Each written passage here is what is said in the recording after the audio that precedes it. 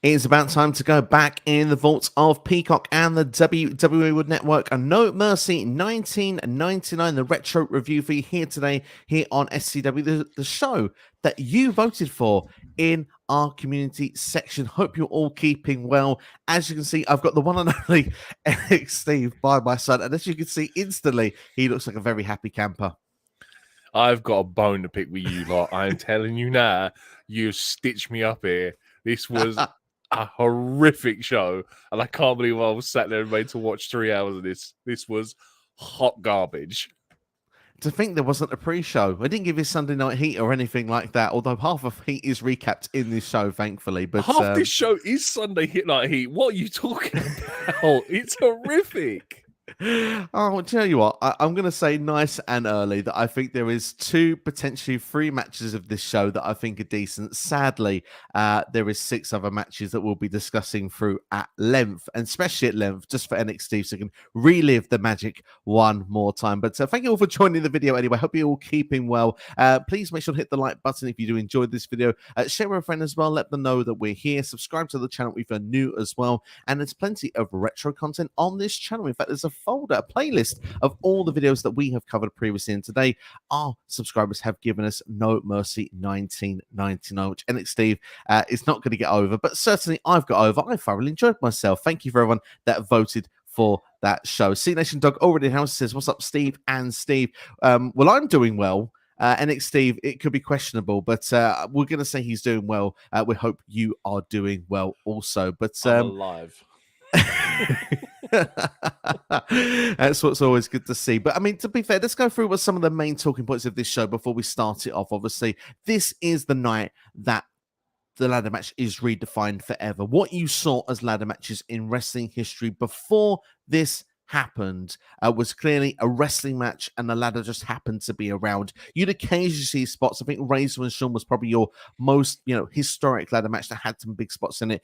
This was like the flips, the dives, the crazy spots you'd never seen before, and there's a ton of them in this ladder match, to the point that you can see from the start of the match, nobody cares that it's Edge and Christian versus the Hardy Boys. By the end of the match, it's a standing ovation, not just for the winning team, but also for the losing team. It really is a redefinement of tag team wrestling in WWE. It's a redefinement of, the fact that the ladder match itself and how it's presented going forward. And for me, it's a massive talking point when you look back at this show.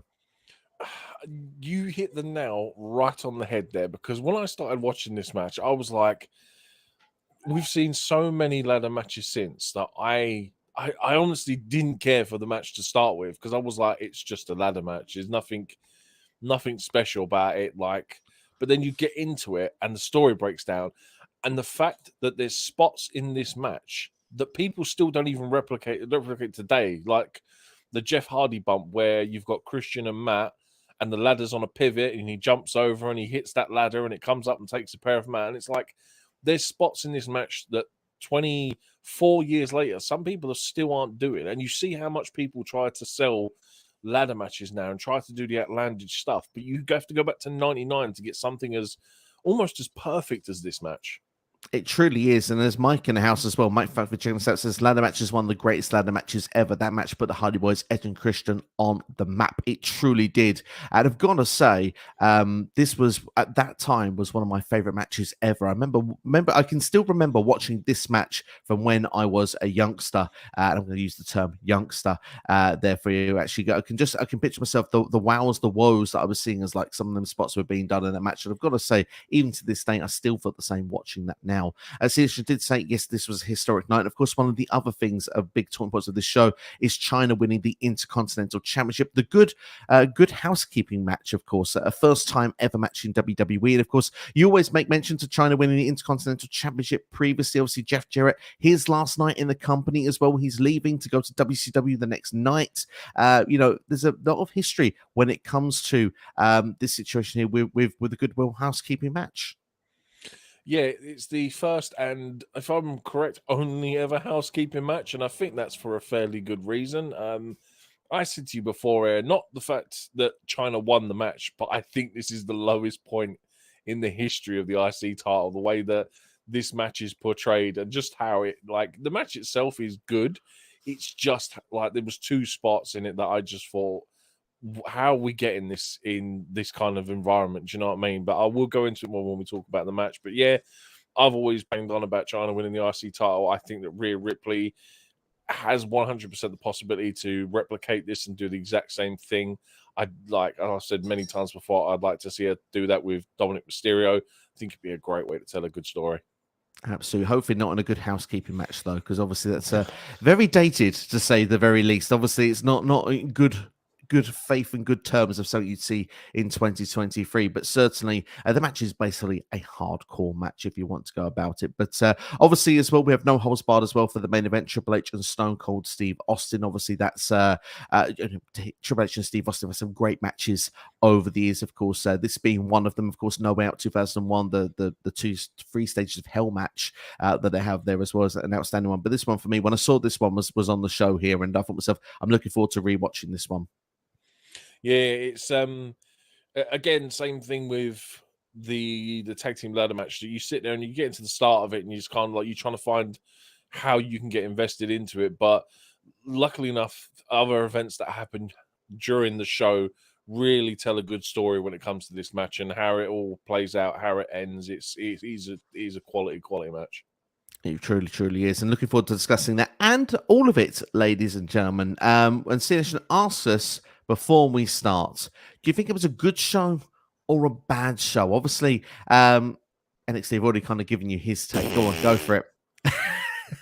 Dog poop.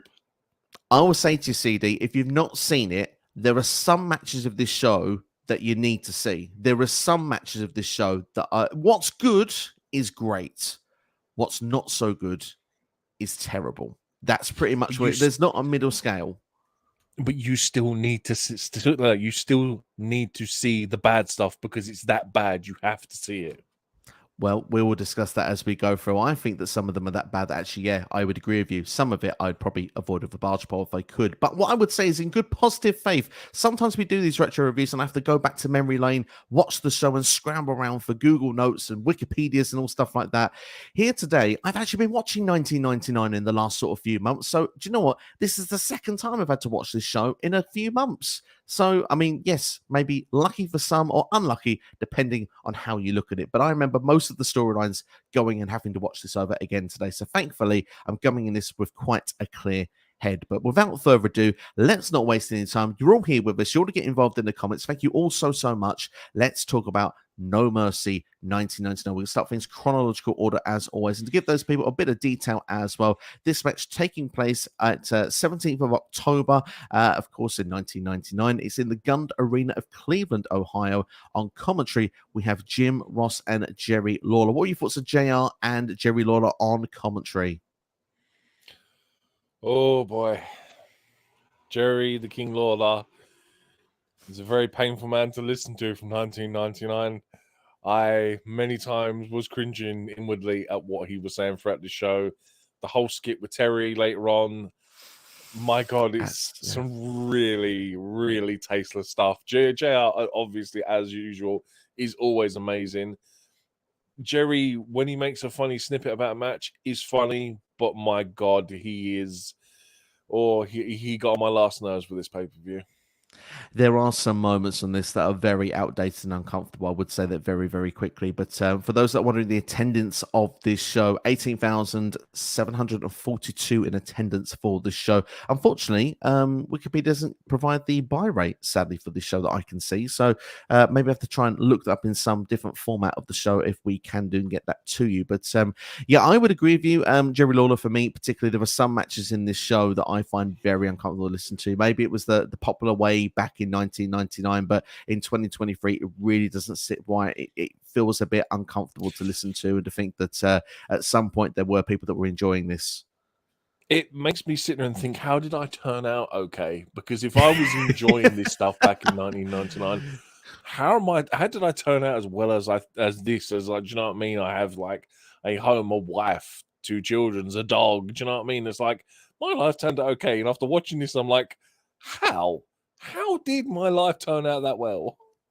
There you go, ladies and gentlemen. And if your life has turned out well after watching this show as well from 1999 and you're still feeling that now, let us know your story in the comments below. We would like to hear it. But let's go into it nonetheless. And I've got to say, I do agree with you, by the way, Nick Steve. I'm not sure how I've got to where I am now, but thankfully we have got there as well. And RA9 Gamer in the house as well always comes to say hello. Thank you for joining us. Hope you are keeping well. But we have an intro package to kick things off as we normally do for these premium live events, pay-per-views, whatever you want to call them, back in 99. And we've got images of wars, tanks, and explosions. Literally, the idea that there is going to be a battle on this show. Triple H causing havoc in WWE. There's no compassion, there's no pity, and you're darn right, there's no mercy. Steve Austin will wage a war until a battle is won. And we're seeing these two batting one another backwards and forwards. It was short and brief, though. It felt like this opening video package was like 30 seconds long. It felt like there wasn't so much production put into this. This whole show feels like no production's been put into it. Like, every single highlight package felt like, do you remember Football Italia from Channel 4 back in like the late 90s, early 2000s, where it was a grainy subcontext kind of film? Every single video package was exactly the same. And it was like, the music was, apart from like the main event one, which was kind of almost like a music video in some aspects, it was such a, like, the stage, like the whole Titantron there's nothing special about it. The video package is nothing special about it. It's a very below produced show for what they normally used to do back then. I have to agree with you. I feel that sometimes the thing is, when you look back to this era, sometimes I look back and think sometimes now we're too overproduced. We have see too much these days, and sometimes you think yourself like it's, you know, when you look at with the old school Raws and stuff, and obviously the production there, it's like it's edgy, it's gritty, it's dirty, it's not clean, and sometimes that provides the best TV in a way. But with this, it's almost, I need something in the middle. I don't need the overdone production. I don't need this here. I like it when it's somewhere in the middle. There is a happy medium when it comes to this. So I do kind of agree with you. A bit of a lackluster opening package, but hey, we know what main event we've got, and we never normally let down when it comes to Triple H and Stone Cold Steve Austin. But hey, let's go into match one and see if it lets us down or not. And it's Steve. Just to let you know, I did find the bar rate. It was 327,000 for No Mercy this year, thanks to WrestleTalk. That's a decent number. WrestleTalk, thank you for providing that information. And say match number one on this show, which was made on Sunday Night Heat, because Heat is featured on this show heavily. The Godfather, of course, had a meeting with Vince McMahon to get revenge after what happened on the previous SmackDown. The Godfather, of course, had beaten Mideon on this show, and he was beat down after the match by, well, Viscera mainly, but also Mideon also. And well, we kind of had the Godfather come out. No, just I know that we're not going to say probably too much positive stuff about this, but darn, the Godfather's theme music still gets me every time. Oh yeah, it still hits. It's just a case of that I had to listen to Jerry Lawler the whole way through it, and I think that's what ruined it for me. But yeah, it's like for someone who wasn't obviously the biggest name in WWF at the time, yeah, man, his theme tune smacked. It was like, even the Mideon's one was like, you sit there and you hear it and you're like, God, I remember watching this every week and listening to this theme song. Yeah, absolutely. Yeah, to be fair, there was some good music back in the day. Jim Johnston always did his stuff perfectly well. For those who have not listened to these theme tunes, again, a good reason to go and see this pay-per-view, or just open up your Spotify account or Apple Music, whichever you prefer. Neither are sponsor of us, but if they do, get in touch. But yeah, at the same time, we go into this, and yeah, obviously, Mideon had said on SmackDown that he preferred dead farm animals compared to the Godfather's hose. Comedy. The Godfather said he wouldn't offer the hose, and he has no farm animals, so instead he'll just kick his ass. The Godfather does have an early advantage in the match until Viscera is with the ladies on the outside, providing a distraction. The Godfather is attacked then from behind. Viscera then forces the Godfather back first into the ring apron. Mideon chokes the Godfather using the top rope where the hopes can watch from the outside. And as Mideon then actually takes the ref away, Viscera strikes again on the Godfather. Mideon holds the Godfather on the ring post outside. It's a common theme here. Viscera, getting involved, runs to the ring post, but this time the Godfather does get out of the way. Viscera goes face first into that ring post. Of course, the Godfather then gets back in the ring, hits the whole train, which of course is pretty much a smash in the corner, and then actually gets a roll-up pinfall on Mideon to pick up the victory. And probably one of the main highlights when we talk about this match is Tim White's dance moves. Referee Tim White always stealing the show there, dancing with the Godfather's ladies at the end of the match there. NXT Steve, is covering the face there. And so I'm expecting a 5-star rating from you. What were your thoughts? They showed up. That's probably the highlight. Dude, this was like, I was like, okay, it's the opening match. It's fine. It's just filler. Like, not that they haven't got some quality matches on the card already that they possibly or probably should have given more time to. But yeah, it was like, okay. And then that became the theme of the night, that half the show is full of stories that are like 5 minutes long. Do you know what I mean? Like they've only been made on Sunday Night Heat, and this is what it's evolved to. And I'm like, sure. Yeah, match was okay.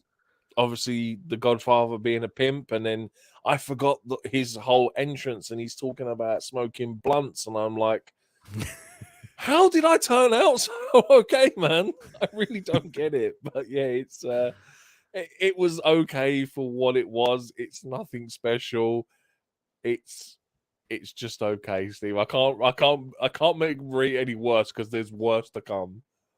There possibly is worse to come, but at the same time, I mean, the thing I would say positively about this match, because there is something positively to say about it, there is a story theme throughout the match. There is something that at least that you can hook yourself onto. Whether you enjoy the story or not is a different aspect of it, but there is at least a story narrative playing throughout the match. The only thing I would say is that the in-ring quality isn't so strong. I mean, I've never been the biggest Midian fan, if I'm brutally honest. But look, it comes to where I have to give a star rating to this match, and I think I'm going to open the gates by giving a 1 star here, just purely because of the fact that I could just about bear watching the 7.5 minute opener.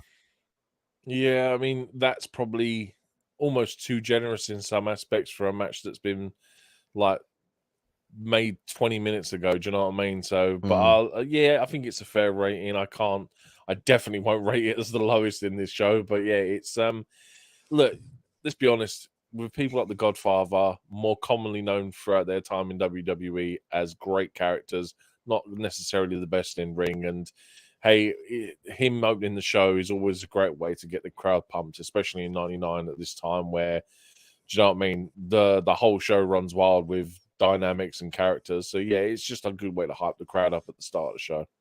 Absolutely. That's actually a good question to ask, actually, just before we give Meltzer's rating for this match. Is what's more important, to have a gimmick that gets over or be good in ring?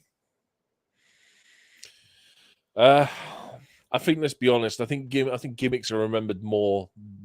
Well, I don't know really, because if you look at the time frame, like now we're more commonly associate good wrestlers with good in-ring style. I mean, there's still certain people like LA Knight, not the greatest in-ring wrestler, can still go, but he's more fondly remembered for his character. So I think it's just a case of what's best at the time. Like I said, Attitude Era, it's very 90, it's very gimmicky. I mean, like, let's be honest, Stone Cold, especially after his neck break, was a very like sort of 5, 6, 7, 8, 9, 10 move guy, and that was it. But it was his character that was always remembered. So I think you just have to take it at the time. What's the hottest thing, really? Absolutely. I mean, obviously, this time period, the hottest thing is a brawling style. There's a lot of fist flying in every single type of match you'd watch around this sort of era. So that is kind of the style and the way they move at this time. So I mean, that is kind of what we're working with here. And of course, with some matches, it works better than others. And unfortunately, this one didn't work so strongly. As we said, we give you that Dave Meltzer rating, just a 1/4 star given from Mr. Dave Meltzer. It's understandable. I'm going to be interested to what he rates the next one as, because if it's anything higher, then I'm sorry, the Wrestling Observer needs shooting. He's putting down, because it can't be any higher than the next match. Because if the next match is better, I'll give up. Well, then that would be me finishing the stream on my own, ladies and gentlemen. So that's something to keep you hanging on for the meantime. But before we get there, we need to go back to a video package from last Thursday on SmackDown, where Triple H says that it's not worth wrestling anymore after he'd had a rattlesnake attack him on the end of the previous Monday Night Raw. Of course, he was going to quit. He was going to hand the title to Stone Cold Steve Austin. One side of his face was actually red as well from the attack from the snake. And CHYNA says that, hopes Austin is happy with what he's done. Obviously, locking Triple H in that room. As he goes to give Austin that belt, though, Triple H does attack him, and he then says that the title will always be more to him than it does to Austin. Of course, the thing that on Triple H's face was fake. It was just a prop that was there. Good piece of makeup, if you will. And then Triple H, of course, is interviewed on Sunday Night Heat. Yes, it's that phrase. Once again, ladies and gents, gloating about the award-winning performance on SmackDown, making women cry in the front row. Triple H got a big role in WWE these days. He says that he took the head off of the snake and then threw it in the trash. He calls Vince and Steve Austin idiots, getting a sorry from Vince, and says he saw sorrow in Steve Austin's eyes. Triple H says that Austin is angry, the angriest he's probably ever been in his life. He will take a few shots in the match, but he aims to walk out as the champ. And personally, I think he's aiming for that DQ. I think is pretty much what he's aiming for out of this interview. But before we go to match 2, just to give you a bit of a hint of who will be involved in it, Michael Cole is having an interview backstage with the women's champion Ivory. Of course, Ivory will be taking on the fabulous Moolah, and Ivory says that she doesn't care for Moolah's history. She said, well, there's probably enough of it, let's be fair. And the age jokes start nice and early, and she says that the memory is going for her, and she can't find her home. But her and May will never forget after this match that she is the women's champion after tonight. So before we get NXT's opinions about Ivory versus the fabulous Moolah, let's just quickly give you what happened in the match. I think one way to sum it up will be a Jerry Lawler line, funnily enough, but I'm actually going to wait to the end here, and that's going to be why I'm going to cue you in. But there is botches galore to say, well, pretty much how this is really. We have really sort of sloppy snapmares. We have like a jump off the first rope from Moolah, which just pretty much misses. May comes up though to get involved, takes a punch and a dive to the floor, and she goes straight to the floor as well. Mae Young actually takes it really well. Ivory tries to do a suicide dive through the ropes and literally lands on the head in the floor, missing Moolah altogether. May takes another hit to the face though on the floor, just completely goes down pretty well as well. Ivory grabs the women's championship and actually gets Moolah back in the ring. She wants to use that championship. May gets on the ring apron and then it gets hit with the title. Again, May goes crashing to the floor, and then Moolah rolls up Ivory in probably the weakest looking roll we've ever seen in your life and picks up the victory. Now, Jerry Lawler's line at the beginning of this match said, "Am I watching this in slow motion?" And I think personally that might have summed this match up perfectly. This is the biggest pile of dog excrement I have ever seen in my life. The fact that the best person in the match wasn't even in the match, with Mae Young taking them bumps, champion, Ivory nearly killing herself for some reason she decides to do an almost standing dive through the ropes and breaking her own neck on the floor. My God, I can't believe I was forced to watch this. Like I sat and thought to myself, who booked this? Because I'm telling you now, if you're Ivory in that position, you're like, I cannot believe I'm having to do the job for at the time 70-something-year-old woman, and it turns out like that, I would be embarrassed. And I mean, unless Mae Young still got the pulling power the Fabulous Moons have got the pulling power that she had all those years ago, I don't know. But Steve, I texted you halfway through this, and I was like, "What is this? Why am I watching this?" And then you gave me false hope and told me it's okay, Steve. It gets better. It slightly gets a bit better.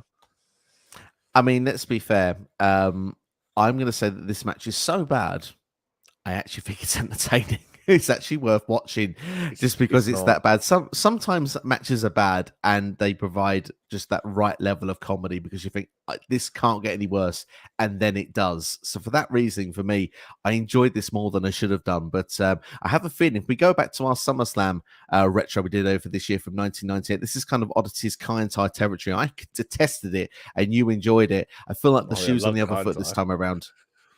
But at least Kai En Tai did actual wrestling. This was just two really old women getting in the ring with someone who should have been doing a lot more at the time. We obviously know that women's wrestling back in the 90s, not the greatest thing and the most glorified and, like, do you know what I mean, advertised and spectacle that it is now. But my God, this was absolute toilet. Like, KANE at least did some wrestling. Where was the wrestling in this match? This was more falling over your own feet. It was almost as if between the 6 of them, they had 6 left feet. Sorry, between the 3 of them, they had 6 left feet. That's what I meant. I'm getting all hot and steamed now because of this as well. And you know what? You felt so painful of having to watch this match. You said, what am I doing watching this match? And you said you messaged me halfway through it. The match is only 3 minutes long. I know. I know.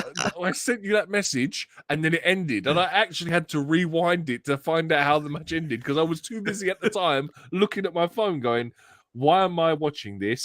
Send attach video of The Rock saying this is the biggest pile of send. Oh, hang on a minute. Let me just go back a second. And I had to rewind it and watch the last like 30 seconds again and torture myself with it. So pretty much you watched the match twice is what you're saying because it's that short. Yes, but yeah. Yes. I mean, I didn't do that to you. I needed to watch it once. So, I mean, I can't take full responsibility here. But the best part is I'm never going to forget it now either. That is ingrained in my brain now. And every time someone's going to go to me, name a terrible match, and I'm going to go Ivory versus Moolah at No Mercy 1999. Well, I've got to say, I did watch the Parts Unknown video of worst No Mercy matches earlier on today, and I've got to say that this match did feature in that top 10 of worst matches list. But where does it come? Because if it's not number 1, there are, I think it's like number 6. I don't know. I didn't take that note of where it was, but it wasn't top. There are worse matches in the list, but obviously it's always subjective to the people that are watching it. But yeah, obviously, you said you'll never forget this, so we'll find out on Tuesday when we do our No Mercy quiz. I literally was about to say, if you've done some sort of question and a quiz for this, oh my God, don't make me watch it a third time. I beg you, please. Imagine, don't watch it a third time. Just be 9 minutes out of his life. You probably watched it 3 times already. She probably watched it once when you were younger, but yeah. That's anyway. true, yeah. Anyway, we'll move on in the meantime. So I think we've ranted about it longer than what the match actually took us. Say 3 minutes and 1 second. I'll give you Dave Meltzer's rating. So if this has more than a quarter-star rating, NXT has promised he will walk off of the stream. He will leave. I don't have to do the rest of this on my own. So to clarify, do you reckon it will be higher or lower? If this doesn't get if this gets higher than a 0, I will be shocked.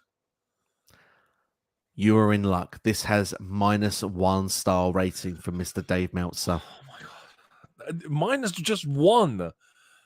Oh, no, this for me, this is a -5 star match. This is absolute garbage. Absolute trash. It gets a dud from me, but the thing is, it's a happy dud. If you want to go and watch some bad wrestling, I need to see a bad wrestling match. This one will do, and it's a short one as well. If you need to cheer up, I mean, the most painful part about this, apart from the botches, is Jerry Lawler on commentary. That's also a bit of a painful part that's actually added to this as well. He made some inappropriate comment about they come dressed like they were ready to be buried or something as they're walking to the ring, the pair of them. And you've got Moolah who's strutting it, and Mae Young, who's like obviously about 4 or 5 years older than Moolah at this point. And she's like basically having to run to keep up with her. And I'm like, do you know, yeah, props to Moolah. She looked like she could still go until she gets in the ring. That's when it all goes wrong. I mean, in fairness, if I can move like that when I'm 70, I suppose I'll be happy enough. I mean, obviously, Mae Young as well. Mae Young's an absolute trooper, by the way. She went on to take further bumps. Do you remember when the Dudley Boys, Bub actually took her diving off the stage for the tables? Yeah. So Mae took a few more bumps for WWE. Mae, absolute legend indeed there. But we'll move on in the meantime, obviously. And obviously, we go backstage once again. We told you about Triple H's plan from Sunday Night Heat. Well, I tell you what, we need to go back to Sunday Night Heat. I think it's the 3rd occasion already in this show we've had more Heat references than matches. Vince says that Triple H's match with Austin will now have it will not have a DQ finish. Triple H's plan is not going to work after all because this match has been made a no holds barred match. So there you go. Triple H does not get his way. We will not get a screwy finish in the main event. But will we get a screwy finish in the next match? The New Age Outlaws versus the Hollies, Hardcore and Crash. Of course, originally this was going to be a tag team title match, and of course, cleverly, the Hollies decided to cost the New Age Outlaws those tag team titles against the Rock and Sock Connection the previous Thursday on SmackDown. We'll see the video clip for that as well. I will just dive into the detail with this one because this one really, there's not so much there. It's a standard tag team match. To be fair, there's some good chemistry, I think, with the Hollies as a tag team, but not so much going on here until we see the comeback. Road Dogg actually counters Hardcore Holly on the top rope. It's a superplex from that. Billy Gunn gets into the match. He looks like he's going to hit a famouser on Crash, but before that happens, Hardcore Holly slides in a steel chair to get to Crash. Instead, it just goes underneath. The famouser goes onto the chair. The ref sees it and calls for the disqualification. But if you want to see the Road Dogg and Billy Gunn get the last laugh, they will do, because there's a pump handle slam hit on Hardcore Holly on the chair after the bell has rung. So that's pretty much all the detail in a match that lasted 10 minutes and 11 seconds. NXT, This bit vanilla. was yeah, it was, but even then, like it really, it's amazing how much that ending still would have got a clean finish nowadays. Like, you amount of times you see people do that onto a title, for example, where that's like if the whole famous are onto the chair, the amount of times they've just got the pinfall and counted it is, do you know what I mean? It's amazing how that's developed over the last like quarter of a century. But yeah, it's a decent match. It's like I said, like you can't go wrong with the New Age Outlaws. Their entrance alone gets the crowd hyped for it. You're looking at a super jacked Billy Gunn who, for some reason, doesn't know how to buy a thicker transparency of tights, because all I could see was him wearing a thong the whole time. I know it's his gimmick, but I couldn't help but find myself staring at his literal arse for most of it, because I could see the thong he was wearing. But it's a good match otherwise. Hardcore Holly is just one of them. Do you know, he's one of them guys I just always hated during the 90s. Like, he was just always a bad guy. Crash, who arguably one of the greatest hardcore champions of all time. Do you know what I mean? It's a great dynamic. It's just a shame that it was a nothing match. Like, I think if you'd have had the titles on the line, this would have probably meant and been a bit better. Absolutely, especially when you look to see, I mean, obviously now I'm going to go in the future now for you, that the Hollies actually win the tag team titles very short time after this show. They don't hold it for very long. They lose them to Mankind and Al Snow just a couple of weeks later. And then I think Al Snow and Mankind lose them a lot short time afterwards as well. But at the same time, it's what it is, unfortunately. But the New Age Outlaws, of course, they've just reunited as a tag team. They'd won the tag team titles, and it's not long before we get the reunited D-Generation X back as well. Obviously, the heel run this time as well, going into the winter of 1999. But all in all, it's an okay tag team match. That's what I would say. Yeah. It's a really bad finish to an okay tag team match. It's a TV standard match as far as I'm concerned. I can't give it more than a 2-star rating. I'm going to be a bit more generous and go 2.5. I think that it's just a bang down the middle. Bang average straight down the middle for me. Dave Meltzer gives this 2 3/4 stars. So he's actually quite satisfied, you'd imagine, for what we've seen on this show so far. But yeah, all in all, it is what it is. I think with this one, I think would have done, like you said, would have probably been better had there been more stakes on the line. Just felt like a bit like a nothing tag team match, but still, for what it is. We'll move on in the meantime, though, to one of our key points of this video. Of course, the first ever good housekeeping match for the Intercontinental Championship, Jeff Jarrett versus CHYNA. Of course, as we mentioned, Jeff Jarrett as well, his last night in the company. Of course, the backstage, I believe, dirt sheet gossip, whatever you will, was that Jeff Jarrett had some unpaid payments as well from WWE. Had to make sure that those were cleared up before he would go out and drop that championship. And of course, he would leave the company and show up Nitro the very next night. That would be the last time we'd see Jeff Jarrett on WWE TV until, well, pretty much in like the 2020s, I think, when he was a part of the Usos Street Profits tag team title match at SummerSlam a couple of years ago in Nashville. But yeah, we've not seen Jeff Jarrett for a very, very long time on WWE TV because we're all TNA. Wasn't he an early entrant in the Rumble against Elias as well? That's true. That's true. And that's probably the late 10s. So, yeah, I mean, it's for about 20 years. Yeah, for about 20 years, we didn't see Jeff Jarrett in any form of capacity with WWE. But it's a good reference you make there, obviously, with Jeff Jarrett and Elias back in the day. But still, going into this, there is a video package. So let's dissect all of that, if you will.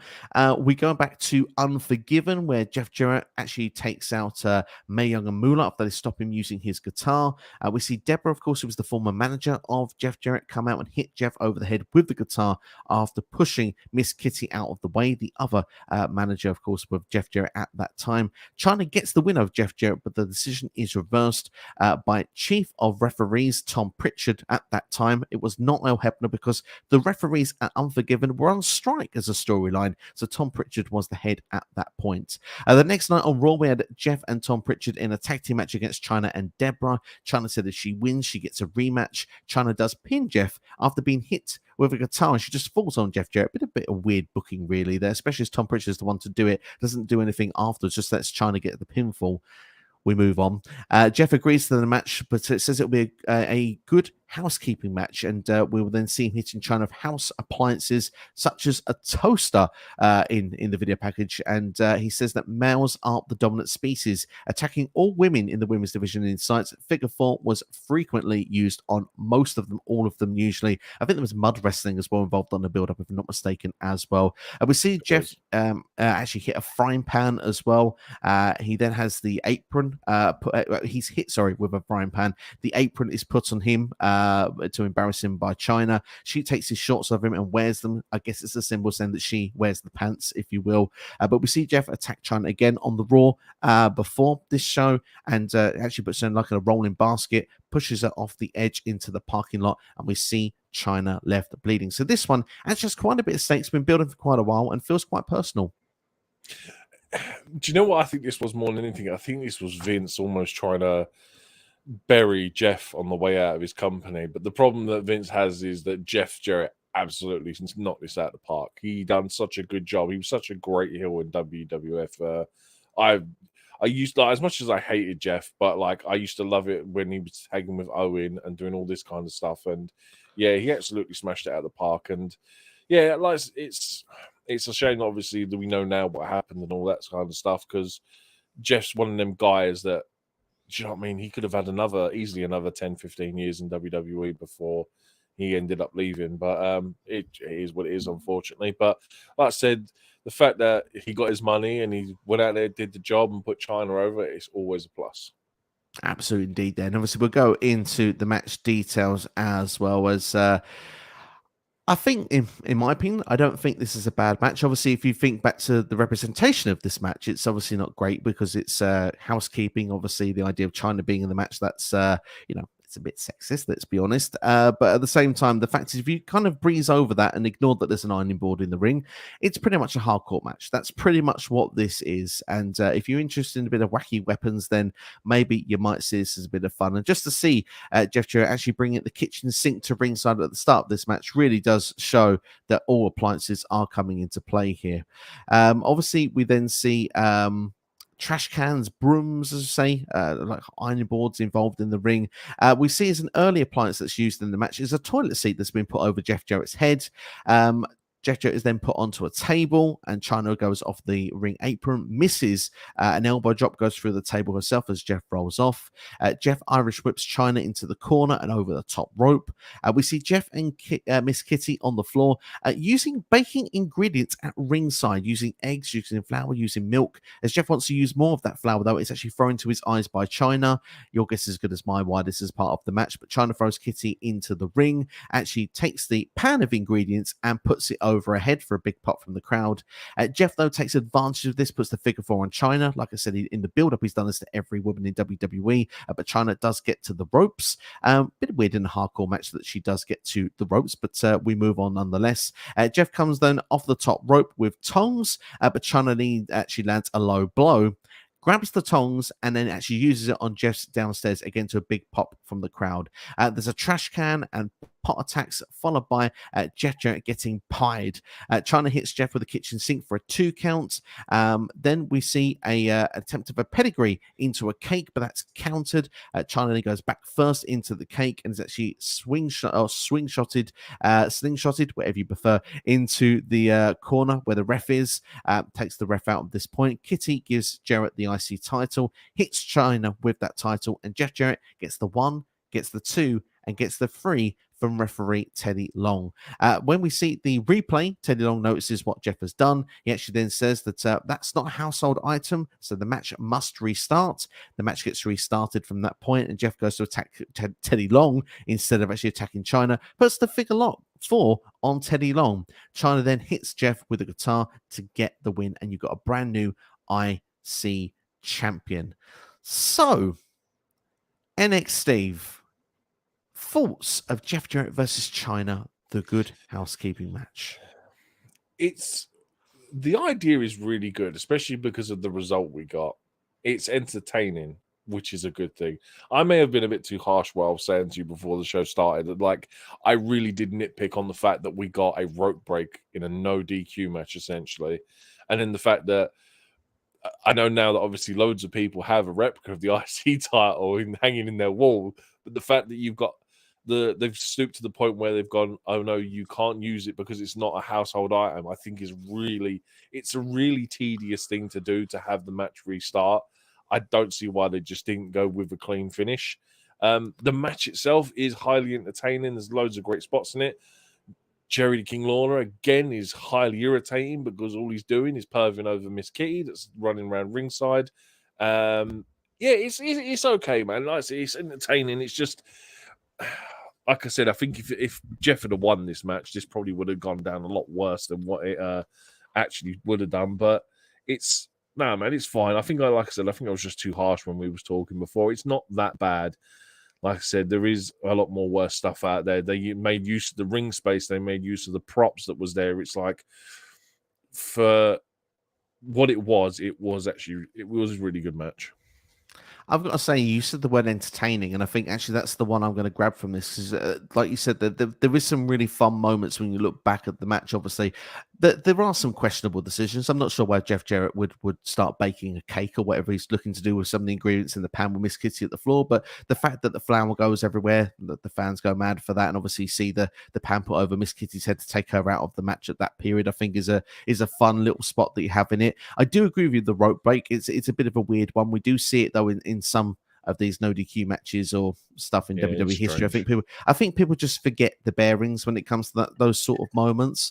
But when it comes to the finish, obviously we talked about it a bit off air beforehand. You said about the finish being a bit like, why did they do that? And if I look back when I was reading through the notes there, obviously with the video package, when you look from the month before, CHYNA thought she had won by hitting Jeff Jarrett with that guitar, or the guitar shots from Deborah on the previous month, and they used it to reverse the decision there. So I'm guessing they tried to do something, but in the reverse manner to then get the right result.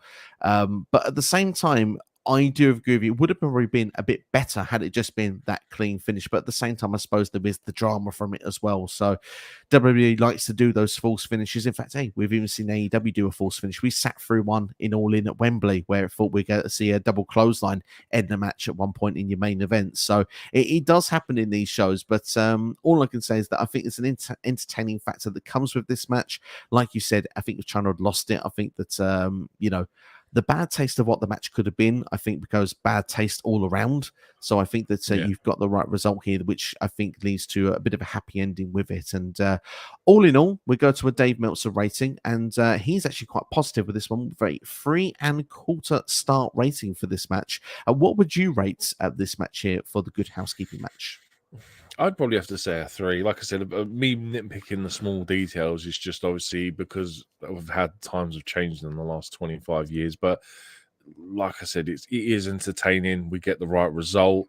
Do you know what I mean? It all ends in good taste. Jeff Jarrett does great work as a heel. Although, don't get me wrong, I think his shots with the bin to CHYNA's head were a little bit rough. But hey man, I'd take one of them shots from one of them bins because they look like they just crumble anyway. But yeah, I just thought it was okay. It's probably the third best match on the card, to be fair. So I think it's only fair that it gets a 3-star rating just because it was good.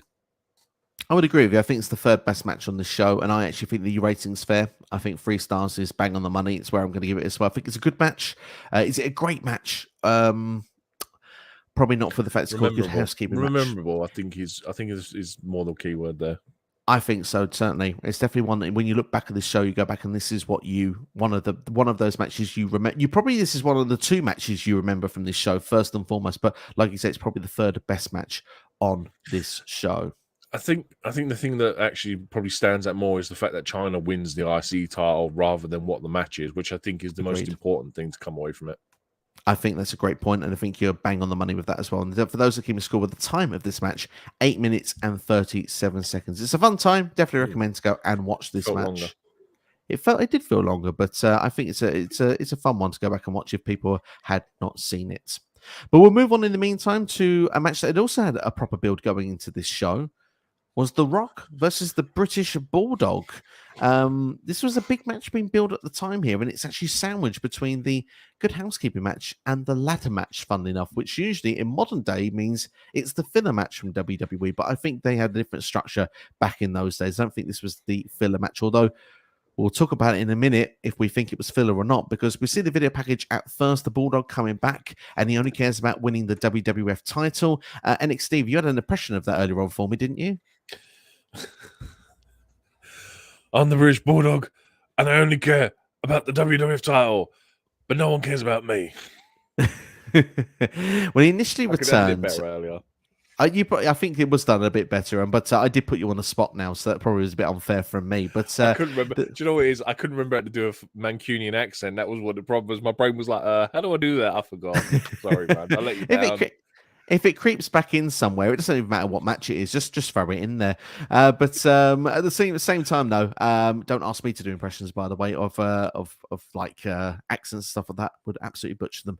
But Bulldog's initial heel turn after he came back was a special guest referee in a match with The Rock and Triple H for the championship. It cost The Rock that championship at the time because it was Triple H and the Bulldog that were going to help themselves go through Unforgiven, which they were in the same match together.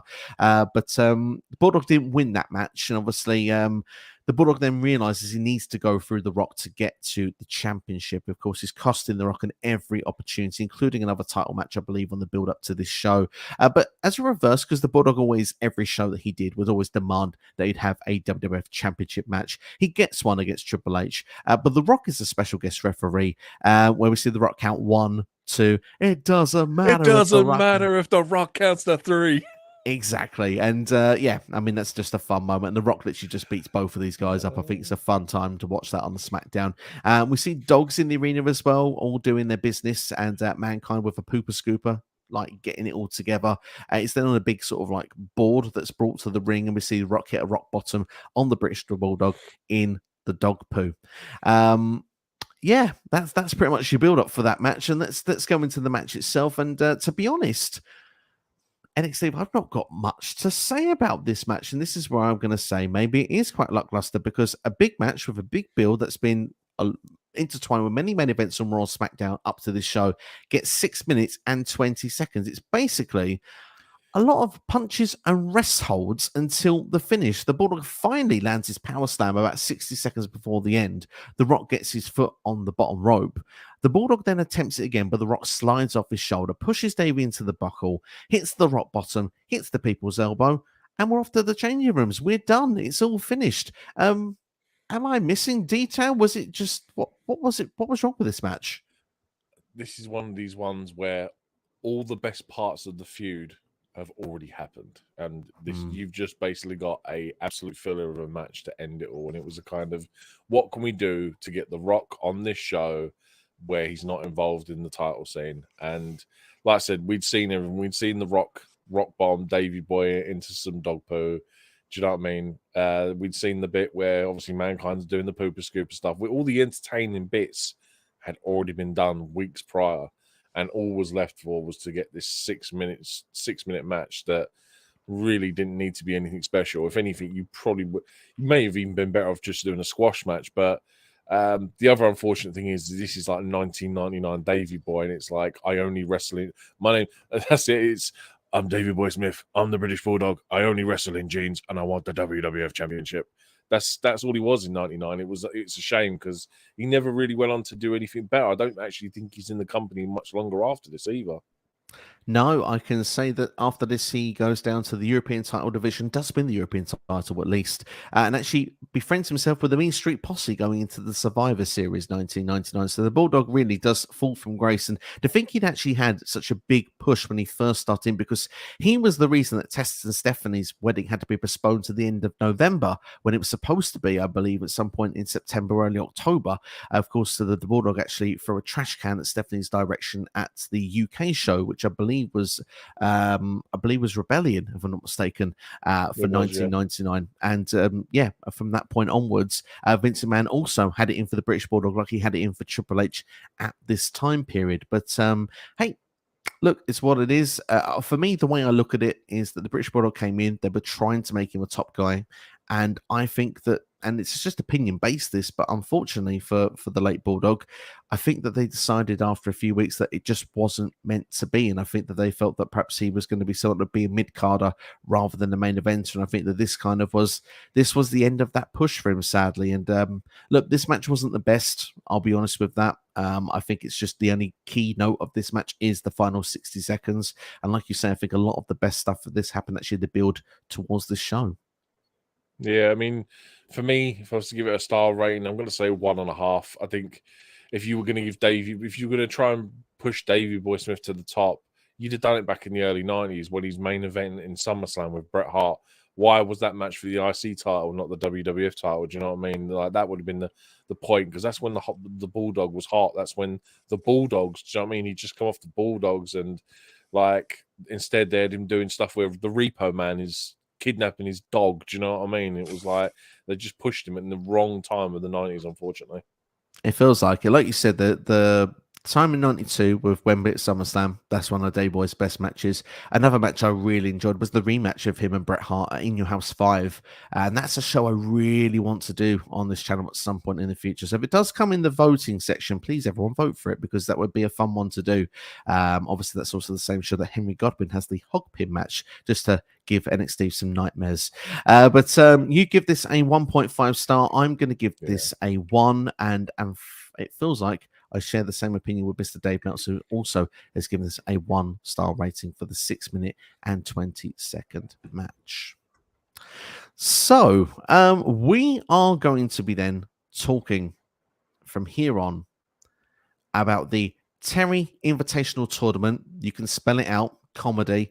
It is a ladder match. We've had a best of 5 series for Matt and Jeff versus Edge and Christian, and it's 2 apiece at this point going into this show. So this is the final match. This is the rubber match, which has been made into a ladder match. And obviously the rules need explaining. So we need to go back, you guessed it, to Sunday Night Heat, where Jerry Lawler is with Terry Reynolds backstage. And this might be the creepiest thing of the entire night at this point, because discussing the reward for the winners of the ladder match, there'll be $100K in a bag, and the managerial services of Terry. And Jerry Lawler basically talks Terry into explaining how to win the match. So she starts climbing the ladder and says, "Can you see it? Can you see it?" And at the same time, he says, "Yes, I can see it," whilst he's looking up her skirt. It's disgusting, to be brutally honest. There's no, I don't even know how it's possible then, to be brutally honest. But yeah, care to share any thoughts? Not really, because it's not really tasty. What I've got to say probably isn't that tasteful, and it's like you really don't know how I don't understand how WWE got away with this stuff for so long. Even after the match, with what Terry's wearing, I was like, my God, do you know what I mean? That needs pixelating and blurring, because that should not be. Mind you, this is pay-per-view. You get away with it, but that's what Terry used to wear every week. And I'm like, my God, I know it's a different time and a different period and all this kind of stuff, but dude, man, it's like, that's the equivalent of someone now using their phone to take upskirt photos of someone. Do you know what I mean? But instead it's being broadcast, and you're having the pleasure of charging $50, $60 to watch it. It's madness. Yeah. I think you've summed that perfectly. I don't think I need to add any more. Thankfully, and I say thankfully, we're going to be quite positive about this from the rest of this time, because it is Yes. Edge and Christian versus the Hardy Boys, or technically the Brood, because they're the Brood at this point with Gangrel. So really, it's just Matt and Jeff Hardy at this point. And well, as I said, this has to be the most innovative time. This is the night that the ladder match is redefined forever, not just in WWE but in wrestling, because no one has treated a ladder match the same ever since. This is the style you look at now rather than the style you saw before. And just to say, before this can even get some shenanigans in there, because I mentioned the Hardys were part of the Brood, Gangrel is thrown out of the match very, very quickly because of the fact that he was going to get a ladder for Matt and Jeff Hardy, and the ref stopped him, and therefore he was ejected from ringside. So NXT, I don't quite know what's best way to do this. I may stop in some areas, but should I go through all the amazing spots that have probably never been seen in any ladder match before? If I do stop to come for you, I will do, but if not, just check a load of this lot that is done in this match here and think, you probably sit there and think, well, we may see a lot of that today. You didn't see it before you saw it here. So Jeff Hardy is pushed into a turnbuckle with a ladder. Christian then runs up that ladder to land a dropkick on Jeff Hardy, who's in the corner. Followed by this, Christian lands a reverse DDT on Jeff Hardy off the ladder. That's an insane spot right there. Matt Hardy does a back body drop to Christian off of the ladder. We see Edge powerbomb Matt off of the ladder to the canvas. Edge then climbs the ladder. Jeff Hardy jumps off the top rope to land a drop kick to knock Edge off of the ladder. Jeff's swanton is done to Edge whilst Edge is laying on the ladder. We have Jeff then going to the top rope, and he actually uses it. How can I say? He actually jumps over the ladder. It's sort of like this.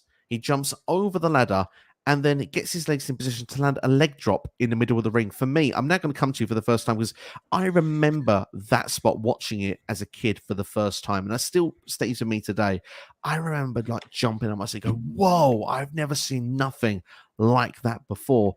And I don't think, I mean, apart from Jeff Hardy, I don't think I've seen anyone else do a spot like that since.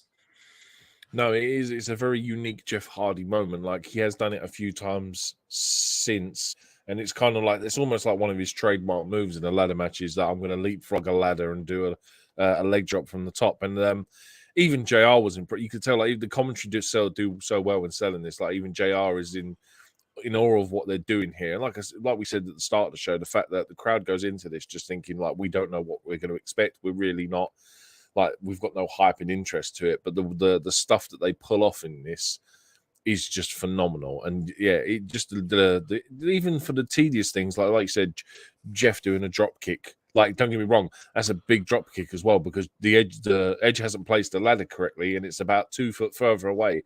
So Jeff's having to near enough jump to the other side of the ring to connect with that drop kick. So yeah, they just absolutely smashed it out of the park with these certain moves and spots and all this kind of stuff. But yeah, it's a very Jeff Hardy trope now. Like I said, you don't see many people do it. You don't indeed. And to be fair, that's one of the first moments, because you get like a few whoa with this match, but then that was like the first moment I can remember people going like almost wanting to get out of the seat and applaud this match. Like, it felt like a real genuine moment. There was like a defining moment when it comes to this ladder match. And obviously, we move on in the meantime, and obviously, as Jeff then goes to climb, Edge actually uses a second ladder to knock Jeff off. And we get a ceiling view. What were your thoughts of seeing the double feature when you were seeing like from the top of the arena and seeing Jeff just fly off into the ring? I'll tell you what, I can see why Jeff has problems now with doing certain moves, because, man, even at this point, like my wife said it, because I was watching it and she was sitting in the room obviously at the same time. She was like, "Oh, look, it's a baby Jeff and baby Matt Hardy," and I'm like, "Yep." And then watching the stuff that Jeff put him through, like even the finish of the match, which you'll get to later on, the stuff that he's like doing to fall off of high places is very, like, almost, if you were to compare it to someone nowadays, is very Darby Allin-esque. Like, doesn't care, will put his body through the trauma to put on a really good wrestling match.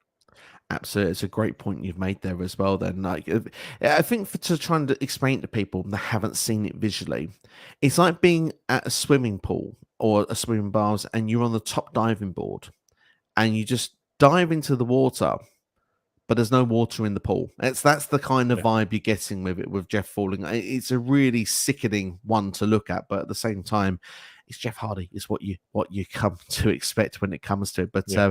we get a crossbody from Christian into a ladder to take up both of the Hardys.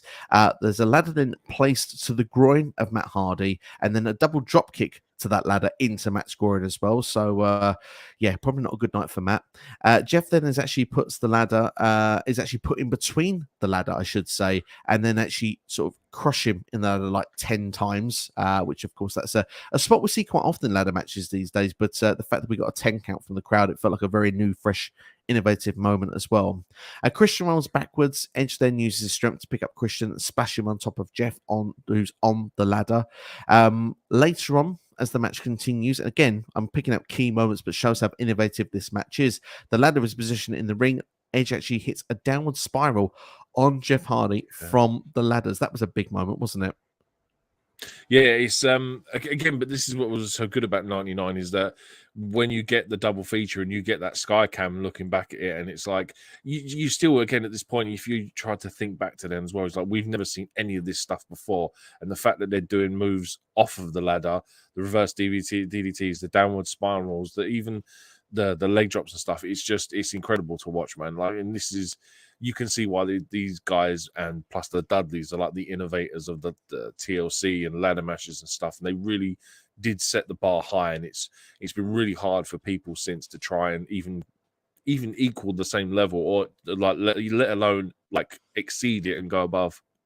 Absolutely. I'll take a break from the amazing spots that we had in this match. We have to mention Jerry Lawler because he was, again, very difficult to listen to in this match. And it got to the point that he said, because obviously he's wowing about what he saw with Terry throughout the first half of this match. So you have to switch your brain off from listening to that. But the second half of the match, he starts questioning if it's worth it because of all these big spots. And it obviously goes to show that these two do put their bodies on the line. So if you try and take the badness of what Jerry Lawler's actually saying, in a way, he is trying to put over the fact that these guys are going tooth for nail to get the big victory here. Yeah. I mean, like I said, when he actually talks about wrestling, he does really well throughout the show, Jerry. But it's a case of it's the one time that he can mention TIT and like not be so crude about it, and it's like it was just about bearable to listen to at this point. It was indeed, yeah. But what was certainly more than able to watch was this match in ring. And just to say, when we'd had enough of seeing the ceiling camera, we get to see it one more time. Christian hip tossing Jeff off of the top of the ladder was another brutal looking spot. We then see one ladder is then put on another ladder. Edge and Christian want to do a suplex to Jeff on that ladder. Matt stops it. He gets Edge out of the ring. And he gets to the point where we see Christian and Matt Hardy sort of just throwing fisticuffs. Jeff jumps off one side of the jumps off the top rope onto one side of the ladder, and kind of like a seesaw, the ladder goes smacking up into Matt and Christian's face, and the crowd gives massive cheers and claps to that spot. Obviously seen as one of the big highlights of the match, so something we've definitely never seen before. Yeah, I think, do you know what, just thinking about it now, I remember there was a spot with do you remember Eminem at the same kind of spot? And I think that you got his nose busted open. And now, thinking about it now, logically, it possibly may be a banned move. But yeah, like the fact that Jeff was willing to throw himself off, he probably weighs, I don't know, 180 pounds, something like that, throws himself off the top rope onto plant his backside on a ladder. And then obviously the trust that Matt and Christian have to have in him to do it and to take that shot perfectly. Obviously, we've seen worst case scenarios pay off in the future, but again, just an incredible spot for that time period. Absolutely. And just to mention that Joey Mercury spot is at Armageddon 2006. So another show I'd like to review on this channel at some point. So, keep an eye out for the votes, people. That's all we'll say. But all four men are on the ladders. So we have two ladders in the ring. Both sets of ladders are crashing to the ropes. Again, the crowd are going nuts by this point. And we get a very, what I think is creative finish here. Both ladders are set up, not together. One's set up one area, and one's actually under where it's meant to be, underneath the bag. All four guys are up on them. Edge punches Matt Hardy off of the winning ladder. Matt goes into the ropes, but then once he goes off the ropes, he goes then with the momentum into the other ladder. Once that ladder then goes down, Christian falls like Matt does to the ground. But Jeff Hardy, who's on the other ladder, actually manages to get onto the correct ladder.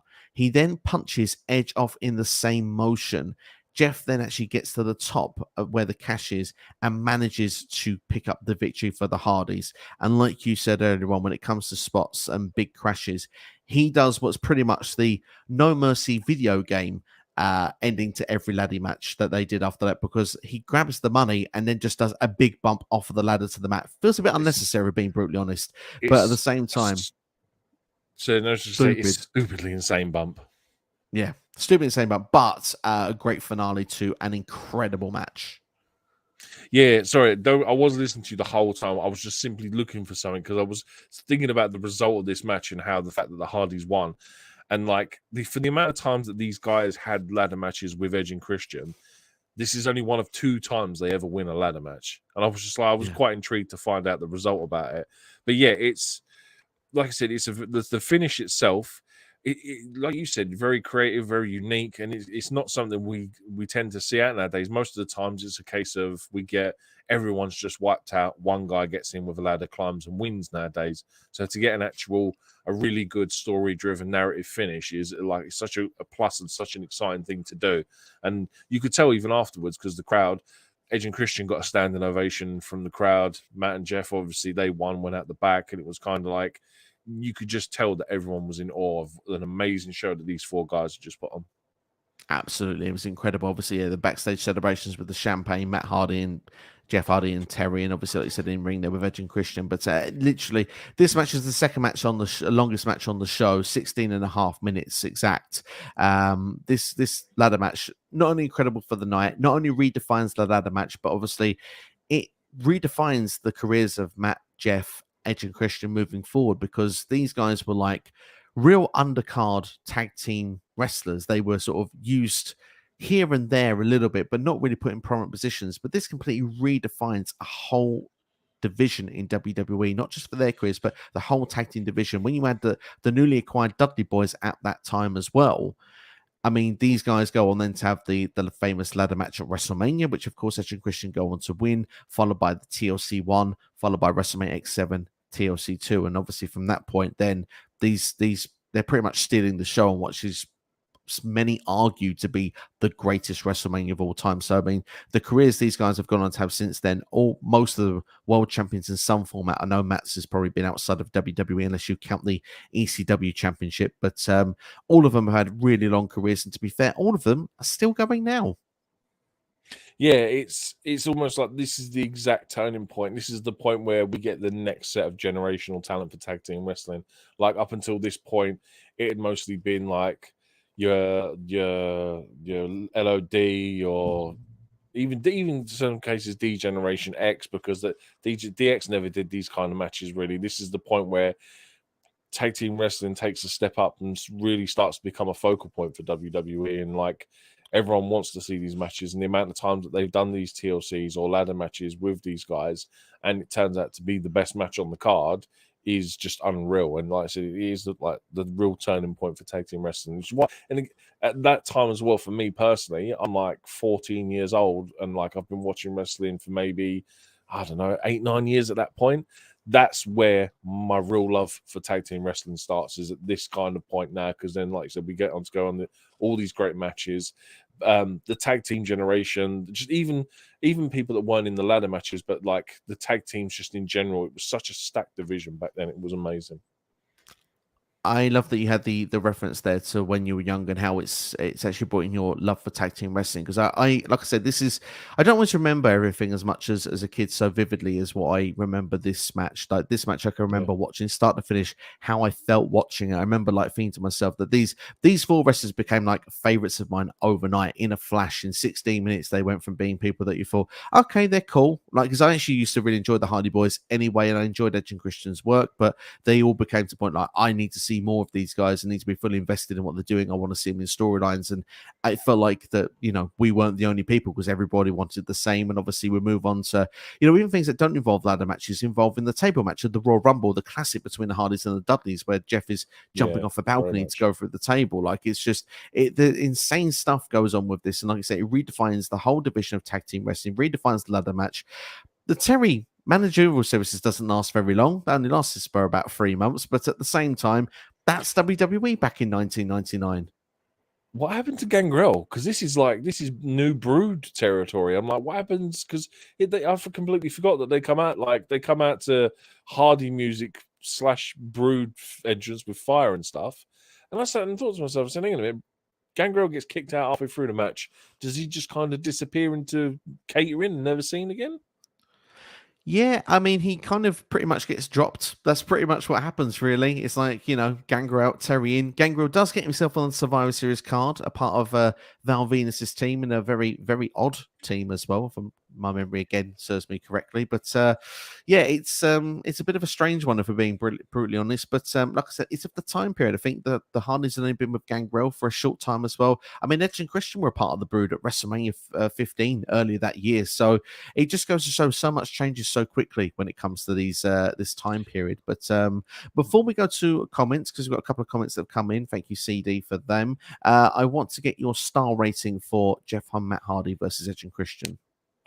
For me, I'm going to go 5-star. I think that it's still one of those matches that you can go back and watch today and still see stuff that's not done today, and I think that's an important factor to take out of it, that not everything in this match has been replicated and is done in every single ladder match going forward. So for me, I want to say a 5-star. It completely redefines the tag team division for its generation.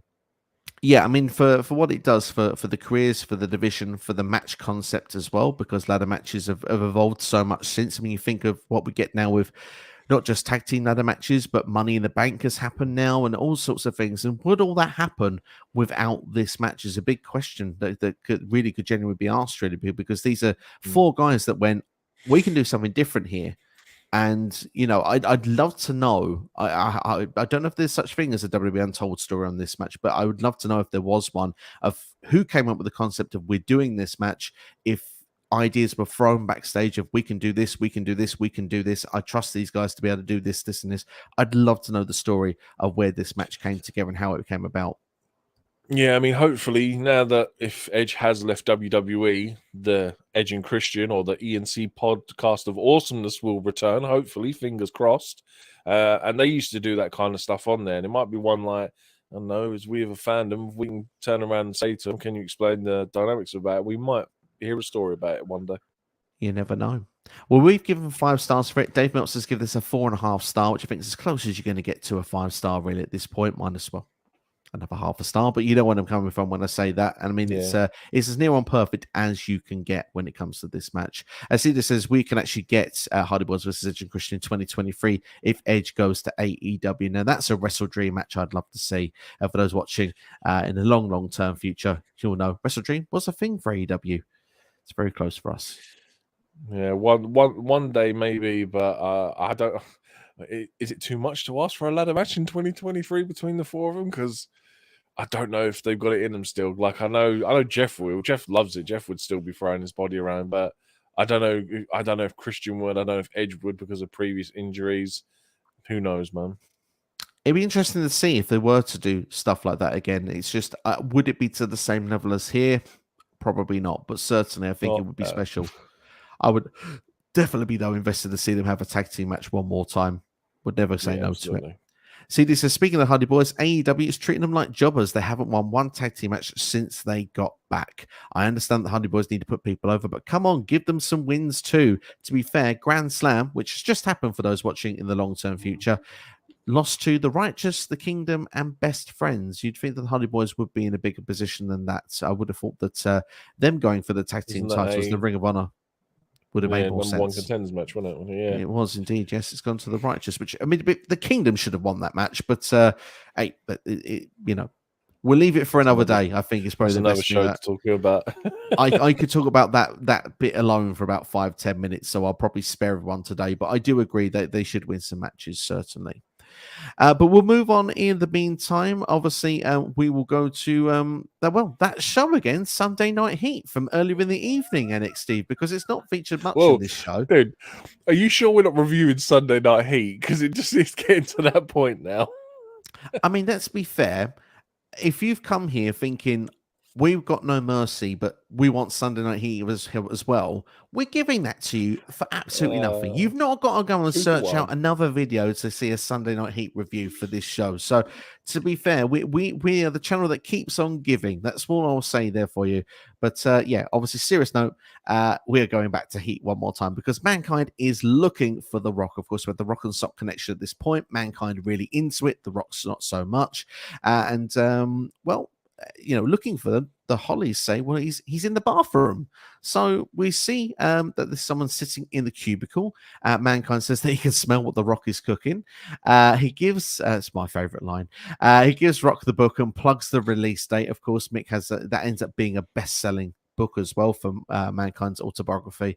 As Mankind leaves, though, he actually passes the Rock on the phone in the hallway, asks, well, where's my book? And Rock says he's got no idea where his book is, but he says, you know, you can sign it, the great one, to the great one, then sign it, and then what you can do is you can close the book, you can shut it up real nice, turn it sideways, you know the rest. Mankind says, look, it's all my hard work, like, you know, a bit more respect, you know. So he goes back into the bathroom to go and get the book, and then, of course, he's attacked by VAL VENIS, his opponent, of course, for this show.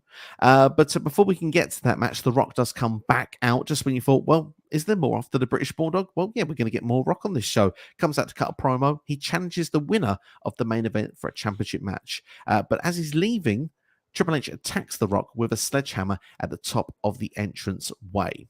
Now, I'm going to quickly actually give a bit of Q&A on this, actually, because of the fact that when it comes to The Rock making this challenge, then my initial thought was, especially when he was attacked by Triple H, you're like, well, surely Triple H and The Rock will have a match. Does that give away the main event result a little bit potentially for you, or does that sort of make you think, well, The Rock would cost Triple H? What does that make you feel when you see it tonight? Because it feels like it's building for something further and later down the line.